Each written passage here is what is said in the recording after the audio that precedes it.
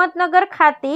શ્રી બાબુલાલ સોનાજી રાજપુરોહિત પરિવારના આંગણે આયોજિત શ્રી મહાકાળી માતાજીના 5 દિવસીય સહસ્ત્ર ચંડી મહાયજ્ઞમાં સાબરકાંઠા અરવલ્લી જિલ્લાના લોકપ્રિય સાંસદ શ્રીમતી શોભનાબેન મહેન્દ્રસિંહજી બારૈયાજીએ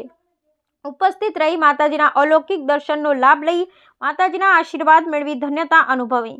શ્રી મહાકાળી માતાજી સમગ્ર ભક્તજનોને હંમેશા સુખ શાંતિ અને સમૃદ્ધિ અર્પણ કરે અને સત્કાર્ય યજ્ઞ કાર્યમાં નિરંતર વૃદ્ધિ કરાવે તેવી પ્રાર્થના